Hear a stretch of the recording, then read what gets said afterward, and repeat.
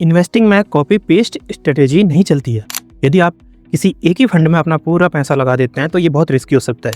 आपने अपने हिसाब से अलग पोर्टफोलियो बनाना पड़ेगा। आजकल इंटरनेट में हजारों म्यूचुअल फंड अवेलेबल हैं। Large cap fund, mid cap fund, small cap fund, flexi cap fund, multi asset allocation fund, hybrid fund. कई लोग यूट्यूब या व्हाट्सएप टिप्स के आधार पर अपना इन्वेस्टमेंट कर देते हैं, लेकिन इन्वेस्टिंग कोई कॉपी पेस्ट नहीं है। हो सकता है आपके दोस्त ने एक पोर्टफोलियो बना रखा है, उसने अपनी ज़रूरतों के हिसाब से, उसकी ज़रूरतें कुछ और हैं, उसका रिस्क एपेटाइट कुछ और है, उसके टारगेट कुछ और हैं, और हो सकता है आपके गोल्स अलग हैं, आपका रिस्क लेने की क्षमता अलग है, आपका टाइम ड्यूरेशन अलग है। तो आप सेम उसके फंड कॉपी पेस्ट नहीं कर सकते हैं। आपने अपने हिसाब से अलग पोर्टफोलियो बनाना पड़ेगा। इन्वेस्टिंग में कॉपी पेस्ट स्ट्रेटेजी नहीं चलती है। आपको अपने लिए गोल बेस्ड इन्वेस्टिंग करनी चाहिए। पहला रूल, फंड का लॉन्ग टर्म परफॉर्मेंस देखें। पिछले 1 साल, 3 साल, 5 साल, 10 साल, 15 साल में फंड ने कैसा परफॉर्मेंस किया है, इसकी रिटर्न परफॉर्मेंस की कंसिस्टेंसी कैसी है। शॉर्ट टर्म रिटर्न या short term performance long term की गारंटी नहीं होती है।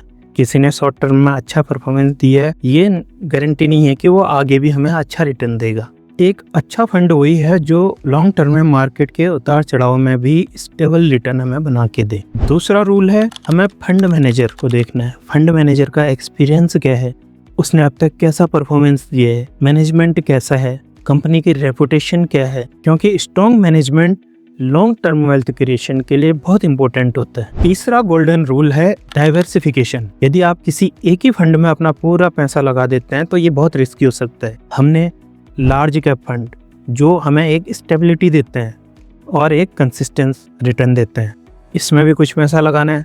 दूसरा मिड कैप फंड जो हमारी इन्वेस्टमेंट को ग्रोथ देते हैं, उसमें कुछ पैसा लगाना है। और स्मॉल कैप फंड जो हाई पोटेंशियल होते हैं, लॉन्ग टर्म में ये हमारे रिटर्न को एक्सेलरेट करते हैं। इस प्रकार से हमें सभी प्रकार के फंड में मिक्स करके अपना एक वेल डाइवर्सिफाइड पोर्टफोलियो बनाना है। SIP प्लस सही फंड सिलेक्शन प्लस टाइम, तो निश्चित रूप से हमारा वेल्थ क्रिएट होता है।